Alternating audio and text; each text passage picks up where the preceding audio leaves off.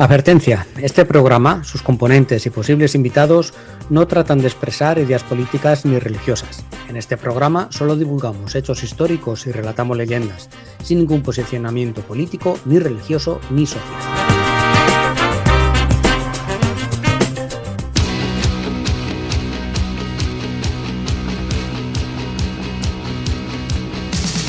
Hace mucho tiempo que se acabó, pero es que hay cosas que nunca se olvidan, por mucho tiempo que pase. Bueno, pues el programa de hoy es especial. Le diré, has llegado a tiempo al final. ¿Que es especial por qué? Porque estamos cada uno en una punta de España. ¿Te parece poco? Todos son especiales, todos son especiales. Vamos aquí. Espérate que no me vengan y me digan ahora a cenar y esas cosas, venga. Hay que decir, bueno, Estaría déjame bonito. que digan que estamos en No Me Cuentes Historias, el programa de historia Venga, cuenta. de Santa Cruz, 107.4 de la FM, y que hoy pues no estamos en los estudios, estamos cada uno en casa porque hemos llamado a un invitado muy especial que queremos que nos hable de, bueno, ahora nos contará Joaquín de qué va el tema. Y bueno, pues es un programa que nos gustaría pues darles el bombo que necesitamos. No, perdona, Dime. perdona que te interrumpa, Interrumpo, perdona que como te interrumpa, pero Qué raro, qué raro. que yo creía que no estábamos grabando, ¿sabes? Pues estamos grabando, sí. Es que como Lo no sabía, dices, lo sabía. como no dices nada, ni se oye la música, venga. Claro, por eso cuando he dicho que era un programa que no me cuentes historias y todas esas cosas no me ha dicho ni pío. Bueno, pues el programa no le ponemos número porque no sabemos en qué orden va a estar luego respecto a los que tenemos ya previstos, pero sí que vamos a hablar con una persona que ya la hemos tenido aquí, ¿verdad, Joa? Sí, la verdad es que ella es un colaborador ya de los veteranos. Es la tercera vez, sería la tercera vez que está con nosotros. Digamos que ya lo vamos a fichar como especialista en la Armada. Es Guillermo Nicieza, que estuvo hablando pues de la Armada del siglo XVIII, si no recuerdo mal, que es su especialidad, pero vamos, es un hombre con un bagaje impresionante de su currículum. Si queréis lo digo en un momento para aquellos que no le conozcan, que no hayan escuchado los programas anteriores, y ya le llamo y empezamos el programa. Pues sí, puedes decir su biografía que está por ahí, un poquito. Aunque... Sí, pues eso, se llama Guillermo Nicieza Forcelledo, es asturiano de Gijón para Maseñas, es investigador, escritor y divulgador de historia naval. Complementa esta labor con su formación en medicina y cirugía. Su campo de estudio se centra en las marinas de guerra, prácticamente hasta el siglo XIX. La Marina de Guerra medieval, las armadas imperiales del XVI, del XVII, y sobre todo es especialista en la Real Armada, la Ilustrada, la del siglo XVIII. Trabajó una serie de libros sobre esta temática y ha impartido un montón de conferencias. Yo lo escucho en muchos podcasts, en un montón de colaboraciones en revistas, que le he llamado precisamente por una colaboración que ha hecho en una revista que me suelo comprar yo, que se llama Despertaferro, que es de las mejores que hay sobre tema de historia militar, sobre un tema que estaba yo detrás de tratarle, y que como he visto que él lo dominaba bastante bien, digo, pues voy a coger a alguien que sabe. Es sobre la contraarmada. Luego, si quieres... Esa que hubo detrás de la armada, mal llamada Armada Invencible. La contraarmada que fue un fiasco para los ingleses. Escucha, ¿habéis estado en el Museo Naval? Pues yo no he tenido el placer. Impresionante, o sea, sí. Impresionante. Lo grandes que somos, pero lo grandes que fuimos muy grandes. Porque es chiquitito, Sí. si lo comparas con un Prado, Sí. un Reina Sofía, pero vamos, la historia que hay allí acumulada es, la que dices, impresionante. Yo disfruté como un merece enano. la pena la visita. Sí. Pues Aunque nada. solamente sea 3 o 4 salas, porque apabulla la cantidad de información que hay. Sí. Habrá que ir por allí. Pues, Bueno, pues sí. cuando Si quieres, ¿Queráis? pongo un poquito de música y exactamente, cuando tú ya me voy digas, llamando a Guillermo. ve llamando. Venga. Vale.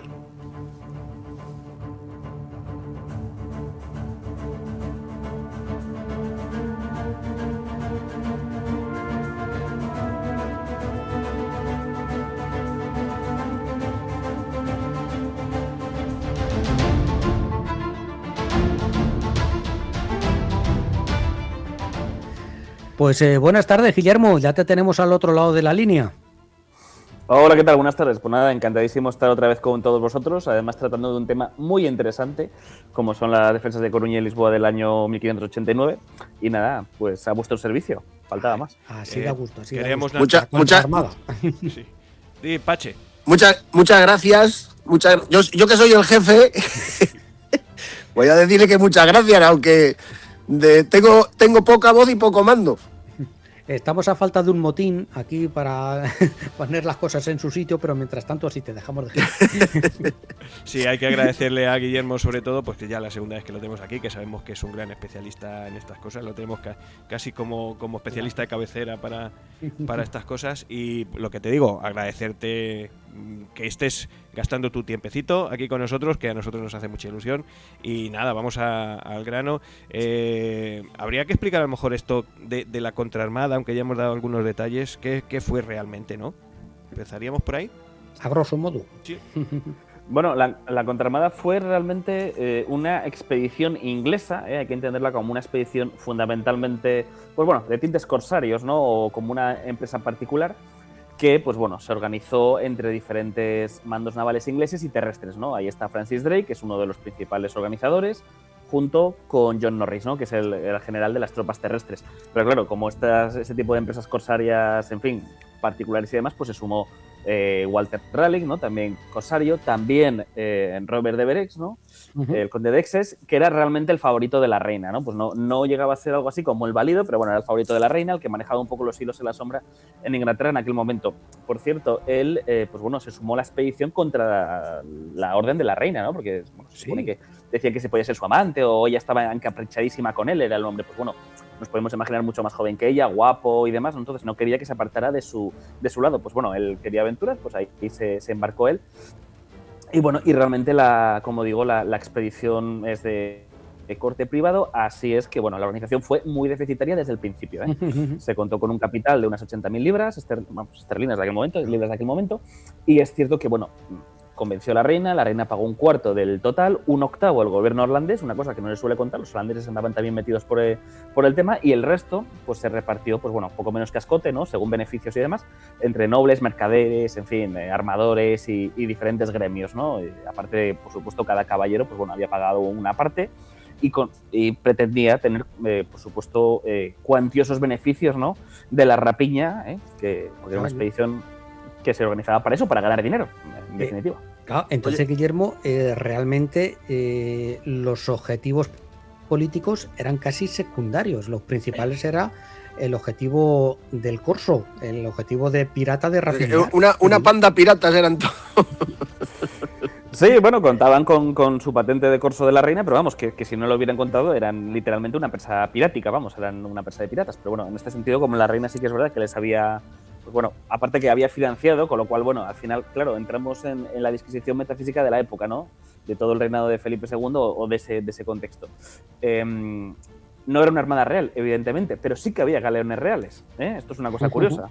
Entonces, sí que había galeones reales, pero es verdad que la mayor parte de las naves, más allá de las 60 urcas flamencas, 60 urcas holandesas y demás, que pusieron los holandeses, pues la mayor parte de naves pues eran mercantes ingleses armados, que se les habían puesto artillería, habían embarcado tropas, muchas de ellas tropas, pues bueno, alistadas un poco rápido, ¿no? Pues muy indisciplinadas, mucho voluntario, mucha gente se acababa de las tabernas con la promesa de dinero fácil y demás. Entonces, bueno, como digo, una expedición en cierto modo muy deficitaria. Aparte, yo creo que también uno de los mayores problemas que tuvieron es que ellos contaban con encontrar una España totalmente, pues bueno, después del fracaso de la mal llamada Armada Invencible de 1588, contaban con encontrar una España pues muy, pues bueno, eso, con muchos problemas para defenderse, y sin embargo encontraron una España pues no en su cenit, pero casi, ¿no? O sea, realmente la propaganda había corrido mucho por Inglaterra en aquel momento, se había hablado de que España había perdido prácticamente la Armada Invencible entera, lo cual es falso. La mayor parte de las naves estaban repartidas en el litoral cantábrico. En Coruña había alguna de ellas, también había en Ferrol y demás, aunque la mayoría ciertamente estaban en Santander y en Laredo. Un poco al final también lo que se vendió de la expedición es que la idea era pues acabar de destruir los restos de la Armada Invencible, fundamentalmente, insisto, en la zona de Vizcaya, Guipúzcoa y en Santander y Laredo, de los dos puertos probablemente más importantes. Pero al final, bueno, ahí está que Drake, pues bueno, en su santa sabiduría y probablemente porque no quería enfrentarse a una armada española, se dirigió directamente a Galicia ¿Y por qué Galicia? Pues bueno, Galicia porque era una de las costas menos defendidas o donde había menos tropas regulares de toda la península ibérica. La verdad que estuvieron un poquito ahí hasta que se dieron cuenta de que los españoles, o sea, los castellanos, la Armada española, la Gran Armada no iba a atacarlos porque pensarían que estaban, hostia, nos van a atacar desde Dinamarca, nos van a atacar, estos han ido, y estaban un poco acojonados. Bueno, de hecho, claro, es que España envió 2 armadas más, en el 95 y el 97, si no me falla la memoria. Entonces, bueno, pues... No, pero me refiero antes de que ellos atacaran, o sea, hacer la contraarmada. Ajá. Ellos estuvieron un poquito esperando a ver qué movimientos, incluso la reina ordenó, o el mando, en este caso, de que no desalojara ningún barco y estuvieran...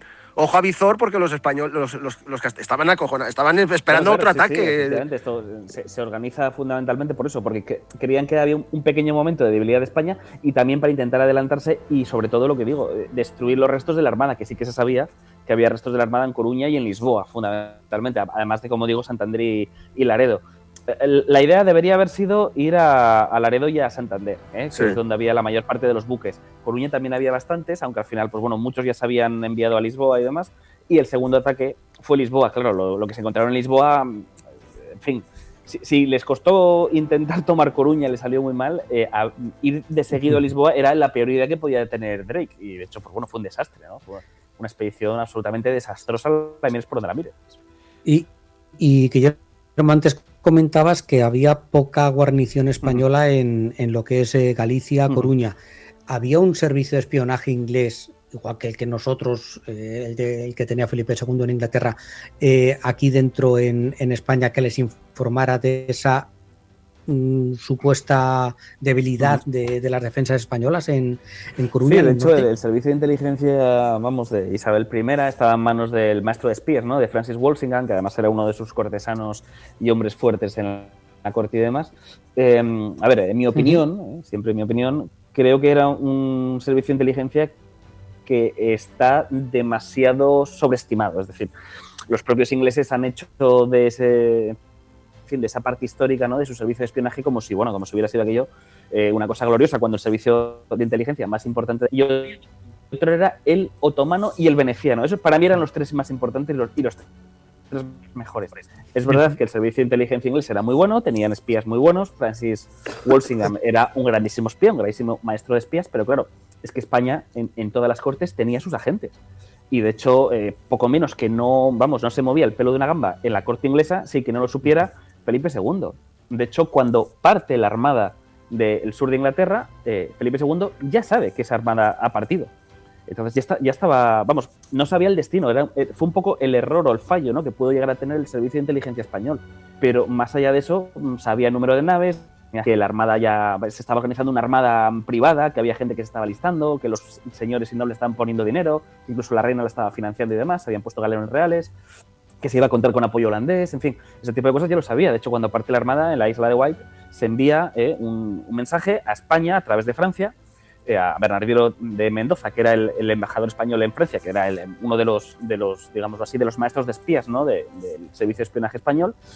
Le llega la carta a Juan de Idiáquez, ¿no? Que era entre comillas, el jefe del servicio de espionaje propiamente en el Escorial y secretario real de Felipe II, uno de los hombres de confianza de Felipe II, y ahí se empiezan a organizar un poco las defensas, ¿no? Aunque es cierto, insisto, es que claro, el problema de que es un poco, hilando con lo que me preguntabas, es que en la Capitanía General de Galicia, hombres regulares, es que había 700 soldados de diferentes guarniciones, estaban repartidos entre La Coruña, Ferrol y Vivero, pero es que el resto eran prácticamente milicianos o huestes de los nobles, de los señores de turno, ¿no? Por ejemplo, el conde de Lemos, pues bueno, tenía sus banderizos, en fin, podía levantar hombres, el marqués de Cerralbo también.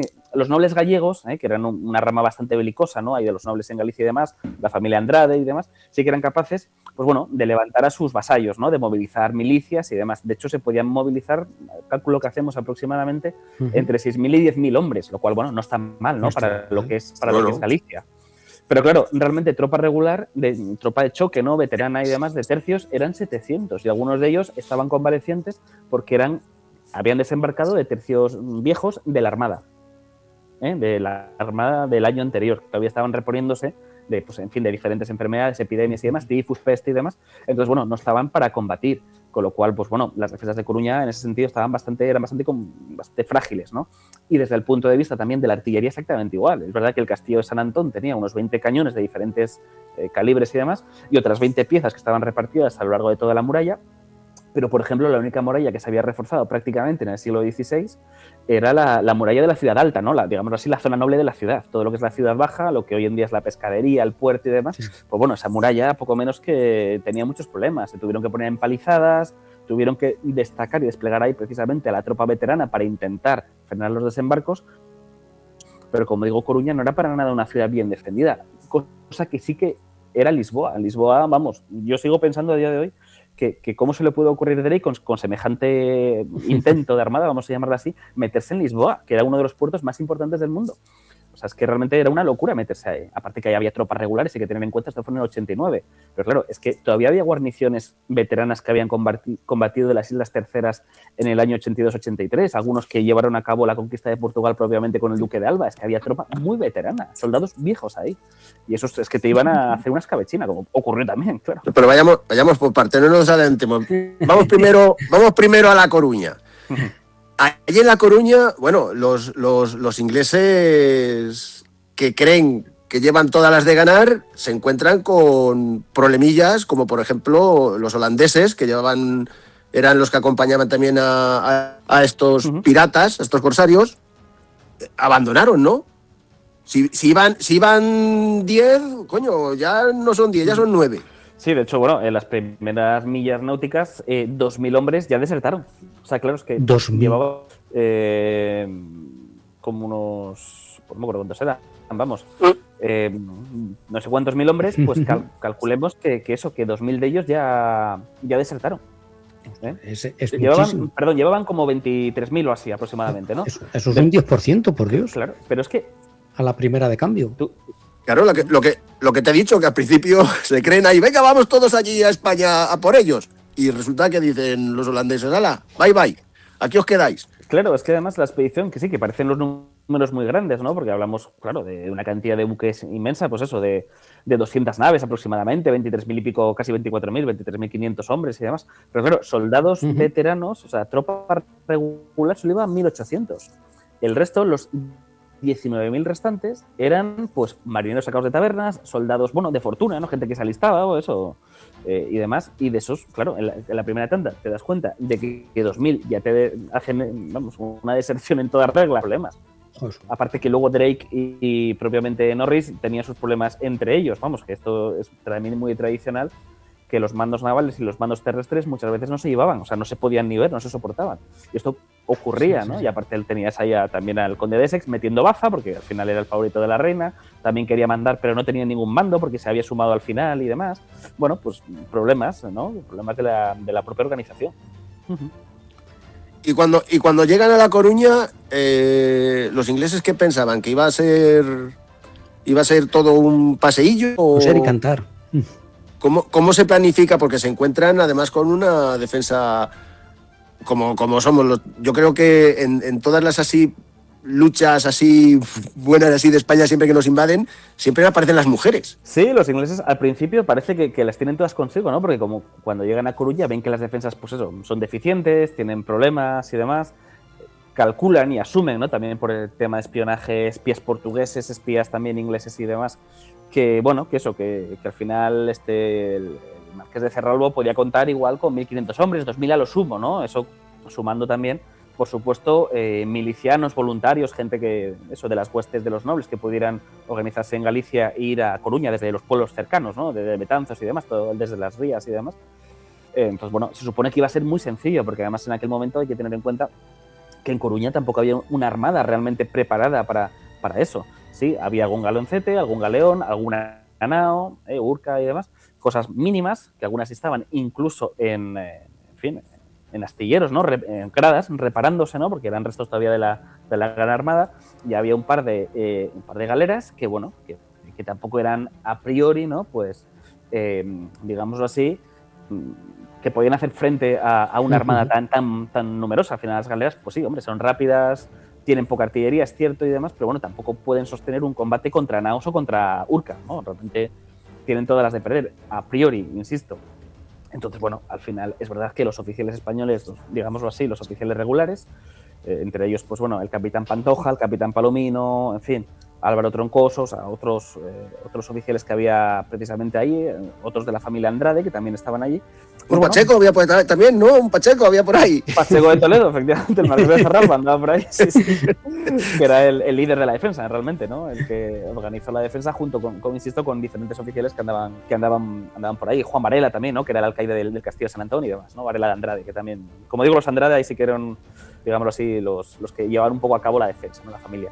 Y al final, bueno, pues claro, llega un punto que se tienen que sumar hasta las mujeres, ¿no? Pues ahí está María Fernández de Pita, está Inés de Ben, ¿no? Mujeres de toda clase y condición, porque es verdad que, bueno, María Pita al final era una de las mujeres, digámoslo así, no ricas, pero bueno, hidalgas de la ciudad, ¿no? De buena posición y demás, ¿no? Una burguesa, podríamos decir, en términos más actuales. Y de hecho, pues bueno, su marido era uno de los hombres también, uno de los líderes, entre comillas, de la defensa. Inés de Ben no, Inés de Ben, pues bueno, era, no sé si recuerdo que era pescadora o algo así, ¿no? O sea, no era una mujer precisamente rica.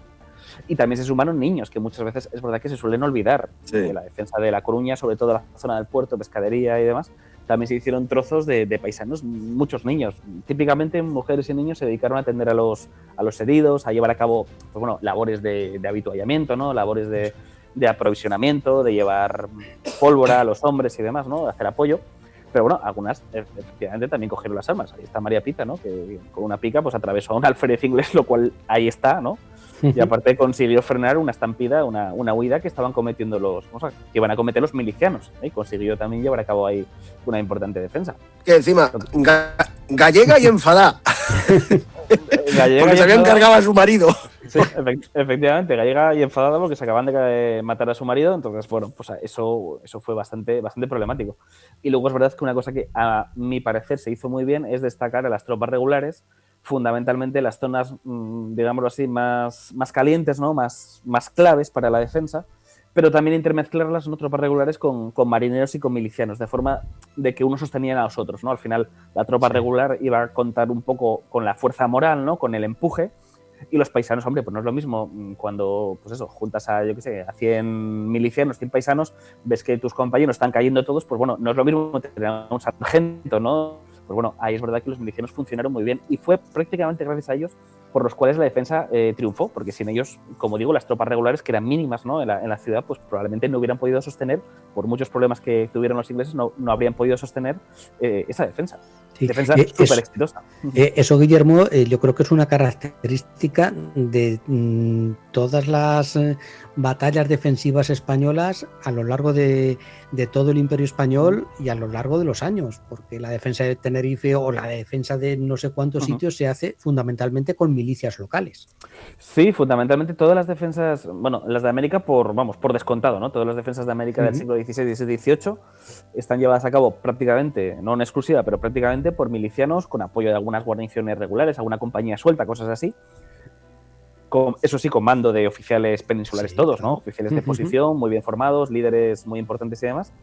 Pero es que en España ocurría exactamente lo mismo. Es decir, la península ibérica, salvo una notable excepción, puede ser quizá la de Cádiz de 1625, ¿no? El famoso Annus Mirabilis y tal, el año del milagro, ¿no? Que se recuperaron no sé cuántas plazas, se hicieron muchísimas defensas y demás. El resto, pues bueno, prácticamente se defendían las ciudades más o menos solas, ¿eh? Y hay que tener en cuenta que Galicia era una zona especialmente problemática para defender, porque las guarniciones, digámoslo así, de tercios veteranos, de soldados antiguos, más cercanas estaban en Vizcaya. Es que ni siquiera en Asturias había tropa, bueno, sí que había alguna tropa, ¿no?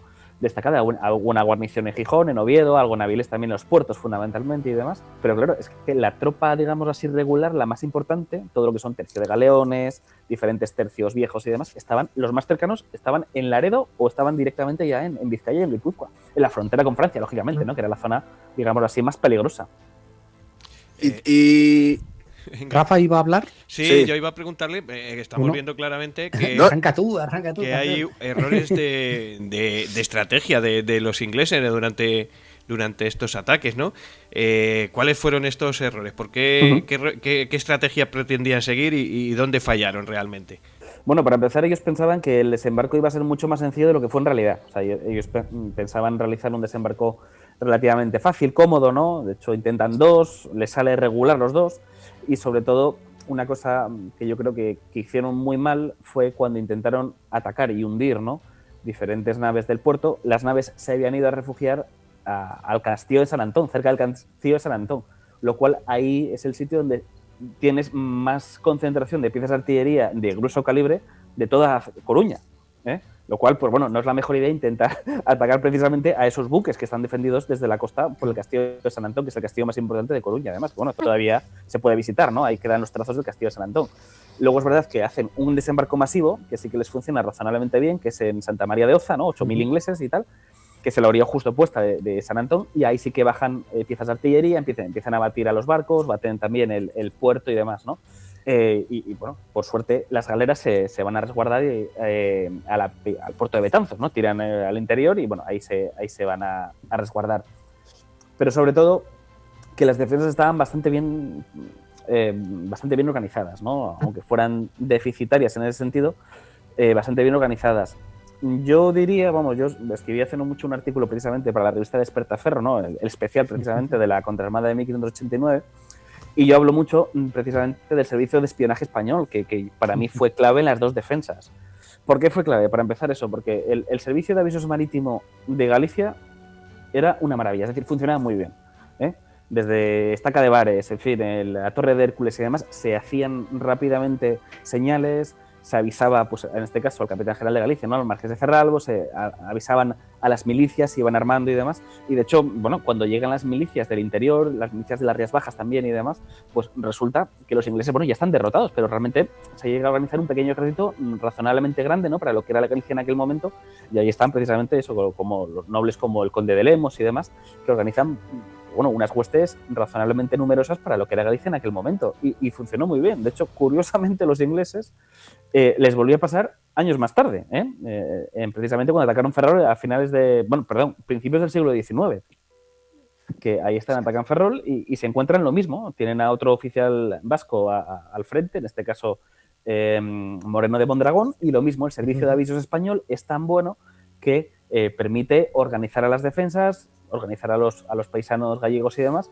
Y bueno, en este sentido sí que es cierto que todavía a finales del siglo XVI, pues bueno, lo que es los astilleros de Coruña, Ferrol y demás no estaban tan desarrollados como acabaron estando en el siglo XVIII y desde luego en el XIX, ¿no? Que ahí sí que había una maestranza muy potente, muy importante, y esos hombres, pues hombre, eran civiles, entre comillas, al uso, pero sí que se podían organizar en trozos de defensa, les dabas un arma y más o menos apañaban, ¿no? Con lo cual los milicianos, pues bueno, les costaba un poco más. Pero como digo, pues la defensa fue una defensa, pues bueno, un poco autónoma, ¿eh? Hay que entender que fue un poco autónomo. Ahí es verdad que realmente un error que para mí sí que cometió Felipe II en ese momento, aunque al final, bueno, viendo un poco en retrospectiva lo que ocurrió, pues bueno, quizá no fue tan error, ¿no? Realmente él lo que hizo cuando recibió las noticias de que había partido la armada inglesa del sur de Inglaterra fue reforzar fundamentalmente Lisboa. A él lo que le importaba y lo que le preocupaba era Lisboa, ¿eh? Porque en ese sentido era una de las plazas más importantes de la monarquía hispánica. En aquel momento el reino de Portugal ya estaba anexionado a la monarquía hispánica y claro, perder Lisboa hubiera sido un fracaso, una debacle, teniendo que poner probablemente otro ejército para recuperarla y demás. Ahí estaba todavía el prior de Crato, ¿no?, don Antonio, pues haciendo sus cábalas, ¿no?, con diferentes cortes, con Francia, con Inglaterra, en fin. Llegó incluso a enviar emisarios a las cortes danesas de los países escandinavos y demás. Le salió también regular porque no le hicieron ni puñetero caso, básicamente. Pero bueno, sí que andaba dando bastante guerra, ¿no?, en ese sentido. Y yo creo que Felipe II, pues bueno, quizás sí que con buen criterio dijo, pues bueno, mi prioridad es defender Lisboa y Galicia, bueno, es, entre comillas, es un problema menor. Bueno, menor o no, los gallegos se apañaron solos, sí. Con lo cual, pues bueno, quizá tenía esta razón. A ver, se apañaron solos, pero es que me ha gustado lo que comentabas de ese servicio de avisos desde Estaca de Bares. ¿Esto qué era? Barcos rápidos que salían en busca a ver si encontraban a la flota enemiga y rápidamente dar aviso a las guarniciones de que viene el enemigo. Eso no se improvisa, eso tiene que estar organizado. Claro, es que realmente, o sea, en ese sentido, la monarquía hispánica tenía un servicio de guardacosta y de avisos de espionaje muy importante. O sea, para empezar, hay que tener en cuenta, cuando la Armada inglesa estaba organizando, España ya lo sabía. Lo que no sabía fundamentalmente es el destino de esa Armada. ¿A dónde iba a ir? ¿Iba a ir a América? ¿Iba a ir a Cádiz? ¿Iba a ir a Lisboa? ¿No? Lo que no se esperaban es que fuera a ir a Galicia. Claro, lo preocupante hubiera sido que hubiera ido a Santander y Laredo, porque es donde estaban los restos de la Gran Armada. Lisboa hubiera sido un problema también, evidentemente.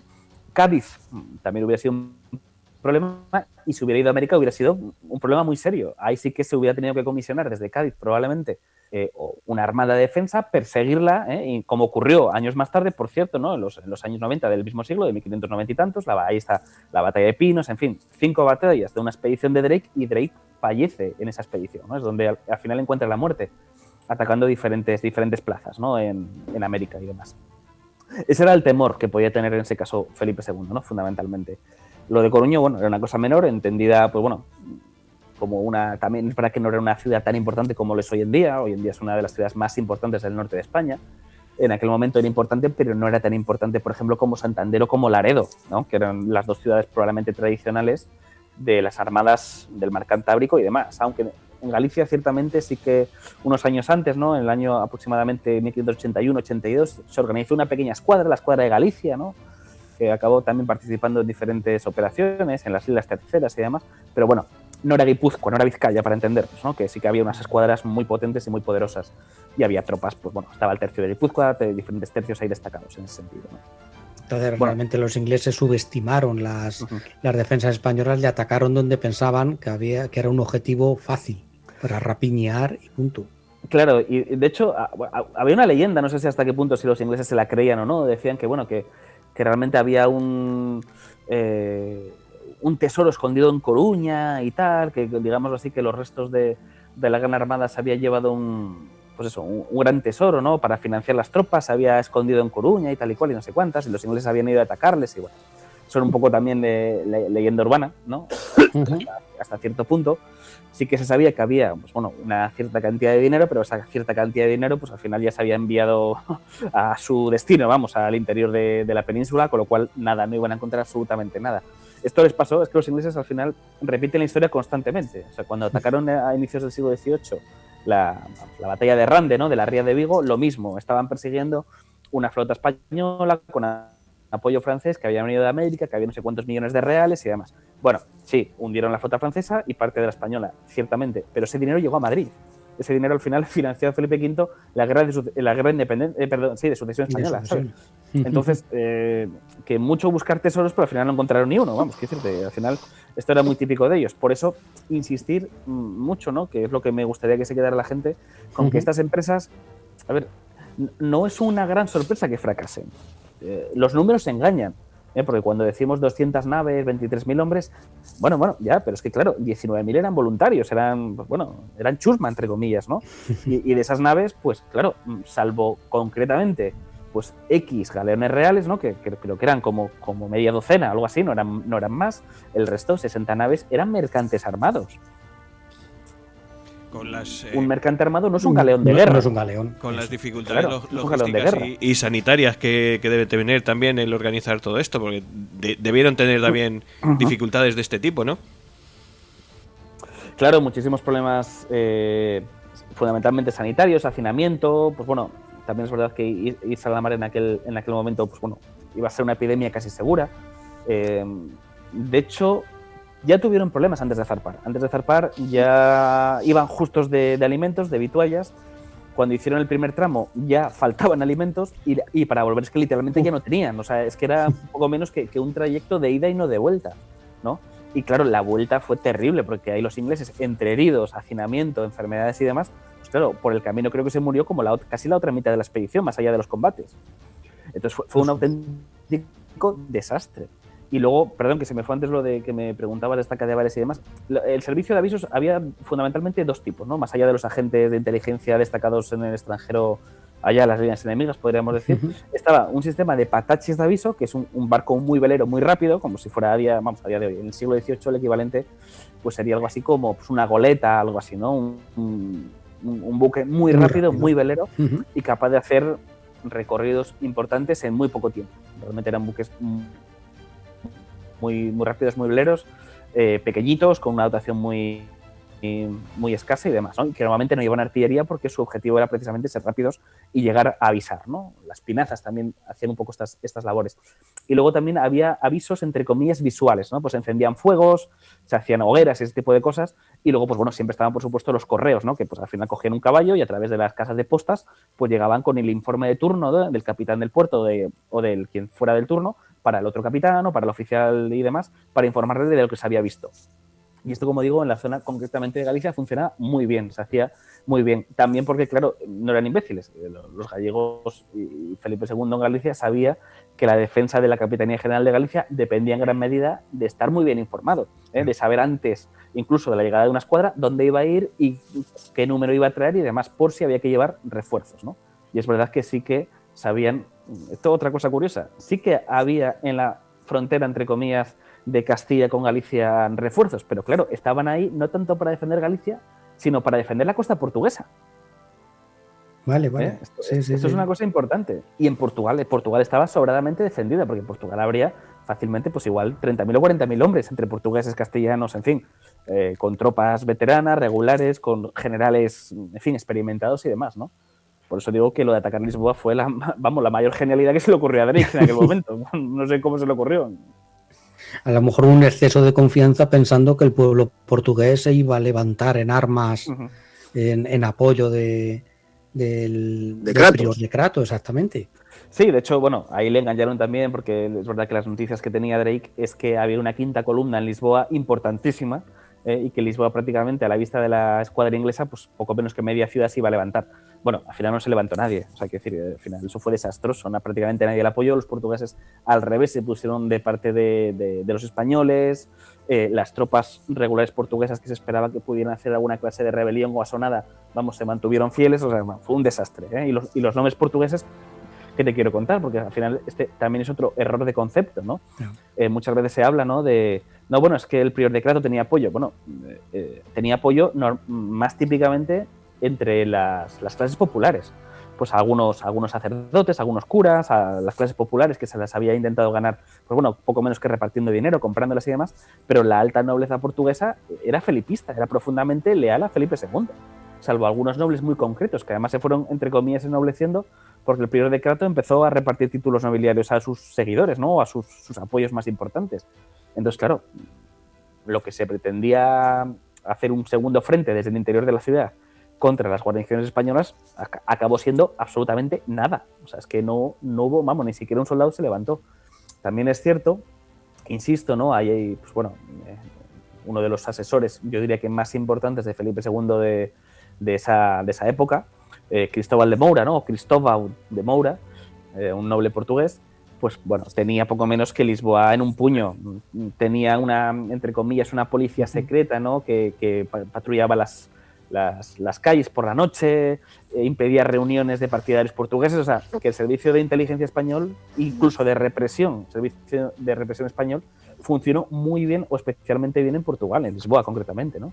Entonces, bueno, pues los ingleses iban con unas expectativas que luego no se cumplieron, pero para nada. Y luego el Drake tampoco no atacó, no se movió. ¿Qué tenía miedo ahí en Lisboa? Estamos hablando de Lisboa. Cuando llegaron a Lisboa, el ataque terrestre, bueno, empezaron allá a atacar, pero Drake no se movió. ¿Por qué? Bueno, en Lisboa es que no había opciones. O sea, después de estamparse en Coruña, sabiendo que era una plaza relativamente fácil de tomar, claro, es que Lisboa, para darte un ejemplo más o menos rápido, tenía 250 piezas de artillería. Coruña no tenía ni 40. Es que en Lisboa había 1.200 artilleros veteranos. O sea, solo en artillería estamos hablando, ¿eh? Cuando hablamos de soldados profesionales, es que había una cantidad absolutamente ingente. Aparte que en la propia Portugal se podía levantar prácticamente con relativa facilidad unos 5.000 hombres por cada provincia portuguesa. Veteranos hablamos, ¿eh? No hablamos de milicianos, más luego milicianos, por supuesto. Entonces, claro, ¿cuántos hombres defendían Lisboa? Pues aproximadamente unos 8.000, veteranos. Estaban compañías sueltas del Tercio de Sicilia, Tercio de Nápoles, Lombardía, Cerdeña, Tercio Nuevo de Portugal, ¿no? Que es que había llevado la conquista, había hombres de los tercios de armada, o sea, que es que Lisboa no iba a caer, o sea, no iba a caer. Por muchos 23.000 hombres que llevaran, es que, insisto, combatientes veteranos, los ingleses llevaban 2.800. No tenían nada que hacer con los 8.000 soldados veteranos castellanos y portugueses que había destinados en Lisboa como guarnición. Aparte que con generales, en fin, experimentados, vamos, que tampoco es que fueran hombres recién ascendidos, ¿no? Eran hombres con muchísima experiencia.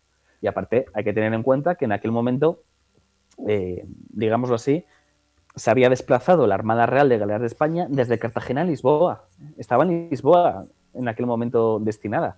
Pues ahí contamos unas casi 10 galeras, pues galeones otros tantos fácilmente, algunas sí que estaban en reparación y demás, y bueno, ya había oficiales pues muy veteranos, ¿no? Estaba Francisco de Benavides, en fin, Pedro de Mendoza y demás. Y luego estaba Alonso de Bazán con su escuadra de galeones del Mar Océano, con la escuadra de galeras de Portugal también. Entonces, claro, es que...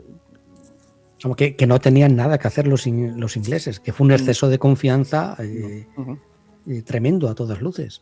Totalmente. Si es que además, insisto, luego es que en las fronteras, ¿no? Todo lo que es, pues bueno, en diferentes regiones, ¿no? Pues en Trasosmontes, en Miño, Porto y demás, había guarniciones de prácticamente 2.000 soldados veteranos en cada una. O sea, es que hubieran juntado fácilmente pues otros casi 5.000 o 6.000 hombres para la defensa y hubieran llegado probablemente, con un asedio convencional por mar y por tierra, haciendo un desembarque. Bueno, el desembarco habría que haber visto qué tal se les hubiera dado un desembarco masivo en Lisboa. Pero vamos, que si lo hubieran intentado, hubiera sido absolutamente un desastre. Y luego las milicias portuguesas, que bueno, que eran casi 10.000 hombres, solo lo que había por ahí cerca. Entonces, no, o sea, Lisboa no iba a caer de ninguna manera. Y entonces, esta derrota, ¿cómo afectó a en una doble vertiente? A la imagen de los principales mandos, de Drake, por ejemplo, y a la imagen de Inglaterra. ¿Cómo afectó esta derrota a todas luces? Bueno, Drake se fue, digámoslo así, se le quitó el mando de expediciones, estuvo a la sombra, de cierto modo. De la nevera, sí, exacto. Bastante tiempo, hasta prácticamente casi una década más tarde, ¿no? Un poco menos. Lo tuvieron apartado, le dieron ahí, pues eso, el mando de ciertos puertos en el sur de Inglaterra, bueno, para tenerlo entretenido y que no molestara, entre comillas, ¿no? Y supuso prácticamente la bancarrota. Hay que tener en cuenta que que casi la mitad de la expedición la financió la reina. La reina perdió, de la Real Hacienda, del Real Tesoro, ese dinero se fue al fondo del mar, ¿no? Y lo mismo los comerciantes ingleses, claro, es que hay que tener en cuenta que para esa expedición la mayor parte de los nobles ingleses, bueno, de los altos nobles ingleses, comerciantes, armadores y demás, rompieron la hucha para financiarla, porque esperaban conseguir unos beneficios muy cuantiosos. Pensaban duplicar o triplicar fácil lo que iban a invertir en la expedición. Al final obtuvieron absolutamente nada. La escuadra prácticamente se desbandó, perdieron todo el dinero, hubo una cantidad de muertos absolutamente ingente. Bueno, fallecieron entre 8.000 y 15.000, se dice, o sea, más de la mitad de la expedición. En combate solo 2.000, por eso insisto que también que los combates más allá de Coruña, en Lisboa no fue tan sonados, ¿no? Los combates precisamente porque Drake decidió que no había nada que hacer ahí, pero en Coruña sí que hubo bastantes bajas, ¿no? En ese sentido. Y luego, bueno, pues buques pues prácticamente entre unos 50-80 fácil. O sea, hablamos de la mitad de la expedición se fue al fondo del mar.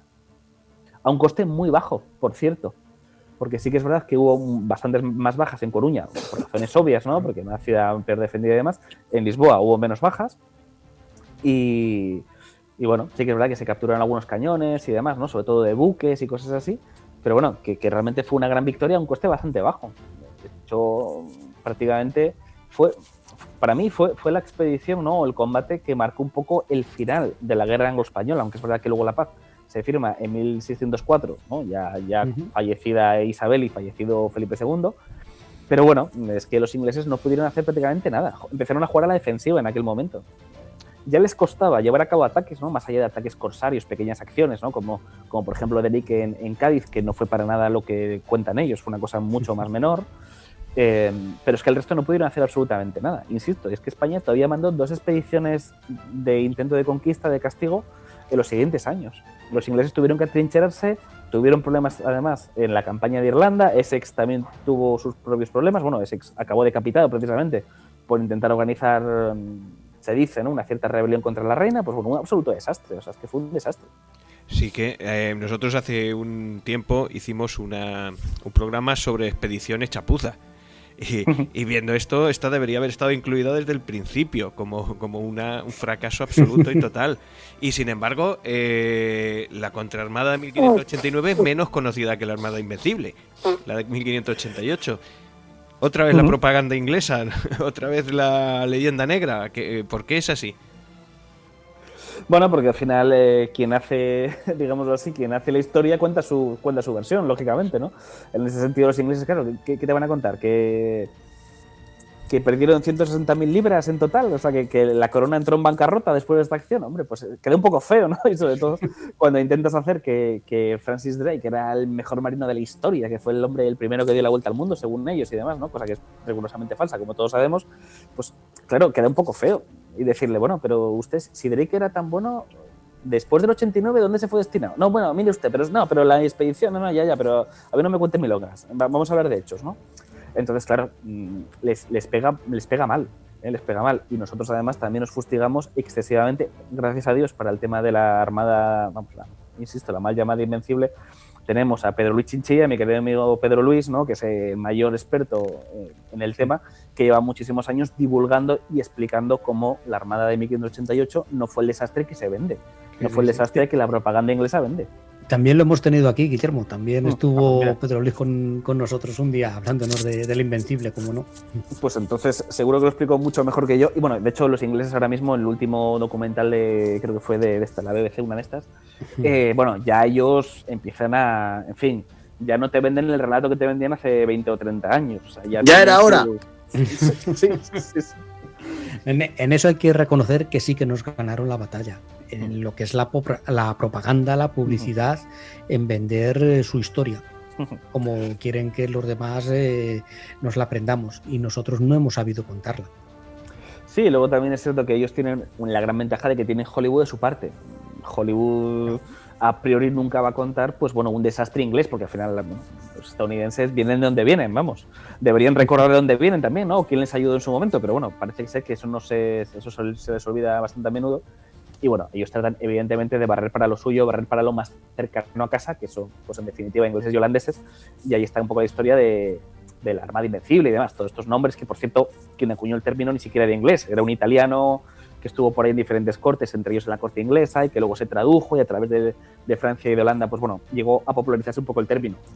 Realmente los ingleses, los que saben un poco del tema, me refiero, ellos hablan de Spanish Armada, no hablan de Invincible Armada ni nada que se le parezca, ¿no?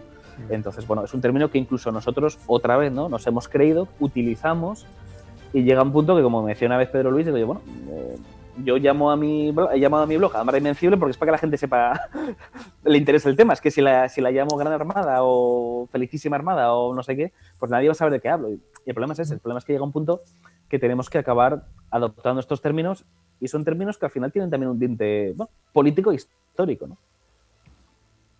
Sí, al final hay que rendirse un poquito a la evidencia, y para poder divulgar, pues al final hay que utilizar conceptos que están ampliamente asentados. Nosotros somos los primeros que hablamos de, aunque digamos mal llamada Armada Invencible, pero al final tienes que decir la expresión Armada Invencible si quieres que la gente te ubique en el tiempo. Claro, es que mismamente también lo hemos debatido mucho Pedro Luis y yo, ¿no? Sobre el tema de la Grande y Felicísima Armada. Bueno, es que tampoco se llamó así, o sea, ese es otro nombre genérico que se daba, ¿no? Típicamente a las armadas de Felipe II. Todas eran grandes y felicísimas, o mis grandes armadas, o mi gran armada, o mi feliz armada. O sea, eran nombres muy genéricos. Entonces, bueno, pues muchas veces también es difícil, por eso yo creo que a nosotros nos gusta más el término de Gran Armada de 1588, Gran Armada de 1580 y tal, expedición no sé qué, o yo digo mucho lo de Jornada de Inglaterra o Empresa de Inglaterra, ¿no? Que sí que eran términos utilizados en las crónicas y en las cartas, en las misivas de Felipe II, Medina Sidonia, Álvaro de Bazán y tal, y un poco cómo se referían ellos a esta clase de negocios, ¿no? De conquistas y de ataques, ¿no? Entonces, bueno, yo creo que al final también hay que barrer un poco hacia la bibliografía, las crónicas españolas, que además son muy ricas. Lo que pasa que, bueno, muchas de ellas desgraciadamente están ahí en legajos llenos de polvo, hay que rebuscar mucho, ¿no? Y hay que sacarlas todavía un poco a la luz, que, bueno, que buena falta nos hace, la verdad. Muy bien, pues llevamos 45 minutos aquí embobados y vamos a empezar a resumir un poquito, porque hemos puesto el límite que nos permite la llamada en 60 minutos.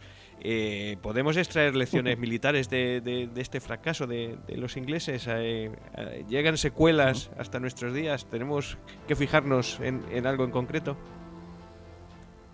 Bueno, en ese sentido, yo creo que quien más aprendieron precisamente de esta expedición fueron ellos, ¿no? Fueron el hecho de no delegar tanto en su servicio de inteligencia, lo sobreestimaron en exceso, como también hemos dicho antes, y sobre todo yo creo que subestimaron especialmente, pues bueno, probablemente las palabras del prior de Crato, ¿no? Aquello de que media Lisboa se iba a rebelar a su favor y además, cosa que nunca ocurrió. Y por aparte también, ese sí que es yo creo que una conclusión o una moraleja que deberíamos asumir todos, que la historia además nos ha ido demostrando continuamente, que es cuidado con las pequeñas plazas y cuidado con quién las defienden.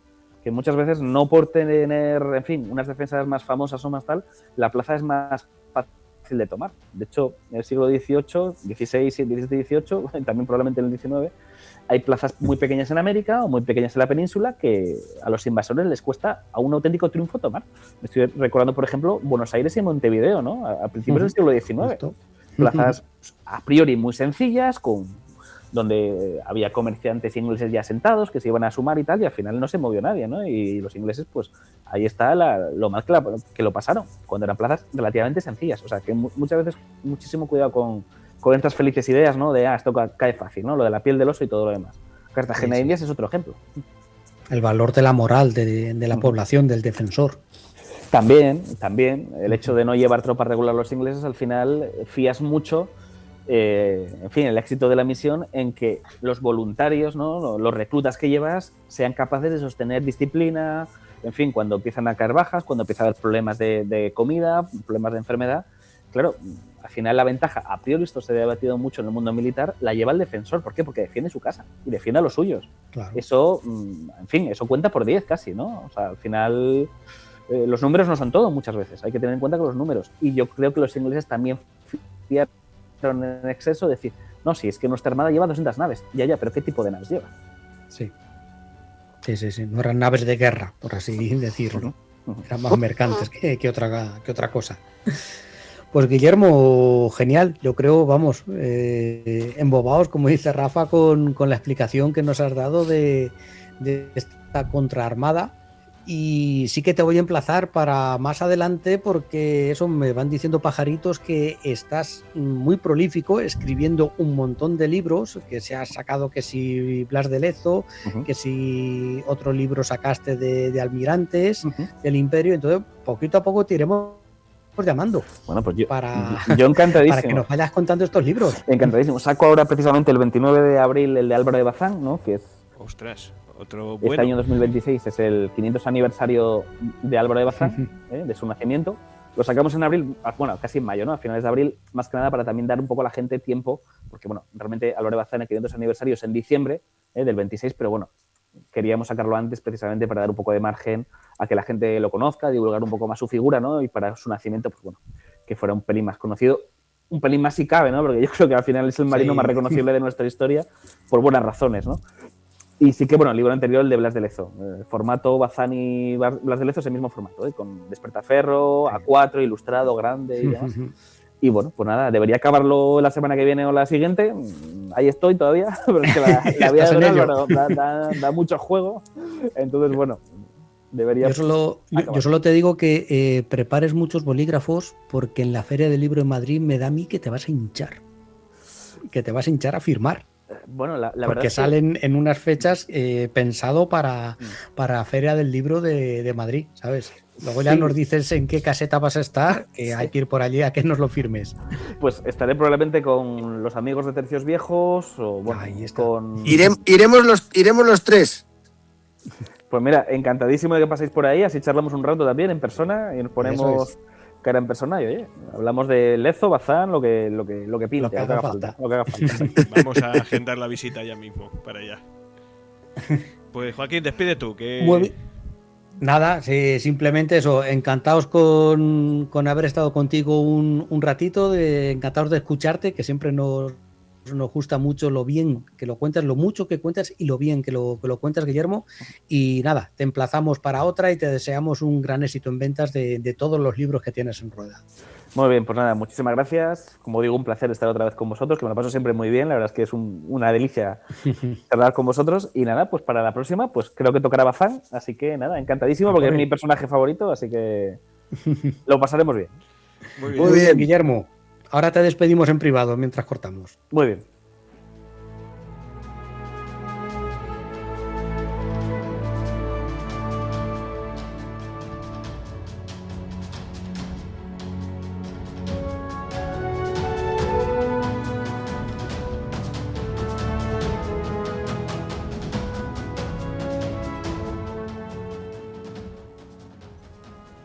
La verdad es que es un gustazo hablar con este hombre, ¿verdad? Sabe con mucho. gente que sabe, y demonios. Y lo explica muy bien.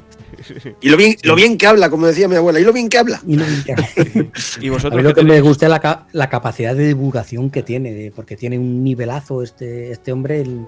Lo que le he leído en la revista, lo poco que he leído de esos libros, tiene un auténtico nivelazo. Y lo bien que se pone a nuestro nivel y lo bien que nos lo cuenta. y lo que le perfectamente cunde, ¿eh? bien. Lo que le cunde. Si he sacado, es que saca más de un libro por año, que es una Sí, barbaridad. sí. El año pasado, que yo tenga contados un par de ellos, más luego colaboraciones en revistas, pues que yo la haya encontrado 2 o 3, y otros podcasts como el nuestro, es decir, no para. Dame el teléfono que le voy a contratar para que me vaya sacando trajes a mí aquí. Así. No es mala idea, no es mala idea. Que digo que para la semana que viene no queréis trabajar tampoco, ¿o qué? Porque Tampoco. Nada, la semana que viene tenemos invitado también. habéis estado de San Valentín este fin de semana y Es para lo la que semana tiene. que viene no tenéis nada preparado. Habrá Pero que nada. preparar. Bueno, podemos, a lo mejor podemos ir adelantando cosillas que tenemos por ahí. Tenemos da una pincelada de lo que tenemos de la Antártida. Canta, Pues pon ahí la pieza, va a morder. Como se El dice, cebo, sí, el cebo. el cebo, exactamente. Pues una entrevista con la base española de la Antártida, con el destacamento militar en el que hay que está en la base Gabriel de Castilla, que va todos los veranos en el buque Hespérides y van allí y están toda la temporada de verano, pues militares y científicos y demás, pues allí investigando y bueno, y cosas que ya nos contarán. Eso, Claro. no lo tenemos todavía agendado del todo al 100%, está ahí. Pues estamos en ello. Si nos sale, va a ser una pasada poder hablar igual en este formato con la Antártida. Sí, exactamente, que va a ser lo más lejano. Hicimos Camboya, acordaros, Sí, y este va a ser la Antártida, va a ser lo más lejos. Esperemos que no nos pase como con lo de con lo Camboya. que Es la parte oscura de nuestro programa. ¿Sí? Madre mía. Pues nada, pues vamos a ir despidiendo porque la verdad es que se nos pasa el tiempo rapidísimo, pero hay que hacer otras cosas. Y bueno, pues esperamos. La próxima semana va a haber programa, ya sabemos que no sabemos cuál va a ser, si probablemente habrá un invitado o una invitada, y si puede ser este, será este, y para las siguientes ya volveremos a formato original. Así que nada, nos despedimos ya de nuestros oyentes, vamos camino de ya terminando febrero para marzo, nos volvemos a ir escuchando. Nos volvemos a escuchar, pero vamos, todos los domingos estamos aquí con vosotros. Muy bien. Sí, todos. Don Joaquín, voy poniendo la Rafa, sintonía. Joaquín, Oscar, nos vemos. a pasarlo bien. Venga, Otra. hasta la próxima. Hasta luego. Se expande el universo, es cóncavo convexo. ¿Quiénes somos? ¿De dónde venimos? ¿A dónde vamos? Estamos solos en la galaxia. Lo ha